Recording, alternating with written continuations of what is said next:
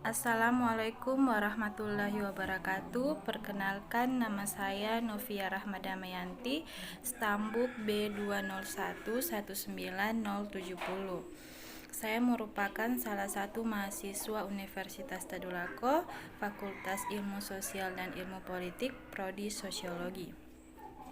Pada video kali ini saya akan menjelaskan mengenai materi pada mata kuliah Sosiologi Modern, yang mana untuk memenuhi tugas ujian final pada mata kuliah Sosiologi Modern.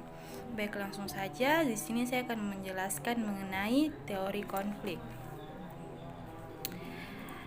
Baik, teori konflik adalah teori yang memandang bahwa perubahan sosial tidak terjadi melalui proses penyesuaian nilai-nilai yang membawa perubahan, tetapi terjadi akibat adanya konflik yang menghasilkan kompromi-kompromi yang berbeda dengan kondisi semula. Teori konflik muncul sebagai reaksi dari munculnya teori struktural fungsional. Ada beberapa asumsi dasar dari teori konflik ini. Teori konflik merupakan antitesis dari teori struktural fungsional, di mana teori struktural fungsional sangat mengedepankan keteraturan dalam masyarakat. Teori konflik melihat pertikaian dan konflik dalam sistem sosial. Teori konflik melihat bahwa di dalam masyarakat tidak akan selamanya berada pada keteraturan. Buktinya, dalam masyarakat manapun pasti pernah mengalami konflik dan ketegangan-ketegangan. Dan teori konflik ini juga mengatakan bahwa konflik itu perlu agar terciptanya suatu perubahan sosial. Selanjutnya, teori konflik menurut para ahli. Yang pertama, menurut Karl Marx. Menurut Karl Marx, teori konflik adalah salah satu perspektif di dalam sosiologi yang memandang masyarakat sebagai satu sistem sosial yang terdiri dari bagian-bagian dan komponen-komponen yang mempunyai kepentingan yang berbeda-beda, di mana komponen yang satu berusaha untuk menaklukkan komponen yang lain guna memenuhi kepentingannya masing-masing. Selanjutnya, yang kedua, menurut George Simmel, interaksi yang terjadi baik antar individu maupun antar kelompok kadang menimbulkan konflik, dan konflik merupakan pokok bahasan tersendiri yang diuraikan oleh Simmel.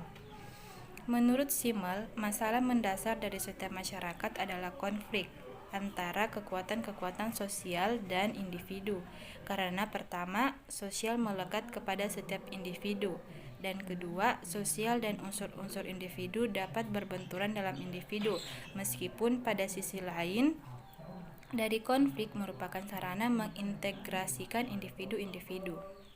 Selanjutnya, menurut Lewis A. Chaucer, Chaucer berpendapat bahwa konflik merupakan bagian dari masyarakat, bahkan sisi kehidupan sosial yang mendasar serta konflik lebih penting untuk dijelaskan ketimbang konsensus. Hal ini berkaitan dengan kritikan sosiologi Amerika yang mulai melupakan permasalahan konflik dan ramai-ramai mengembangkan fungsionalisme. Selanjutnya, fungsi positif konflik menurut Lewis Chaucer.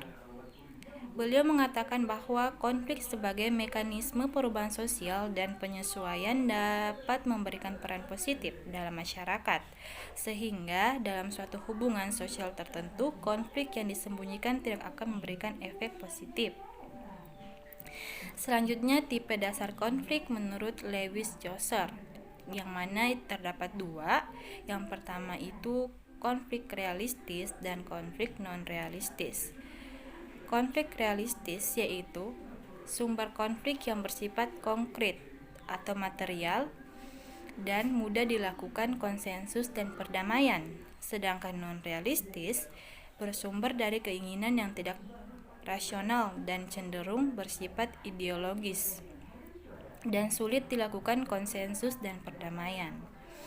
Dan yang terakhir, jenis konflik menurut Lewis Chaucer.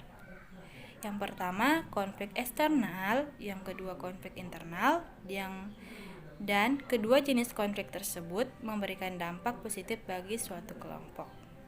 Sekian yang dapat saya jelaskan. Mohon maaf jika ada kekurang jelasan dalam penyampaian saya dalam menjelaskan. Saya akhiri, wassalamualaikum warahmatullahi wabarakatuh.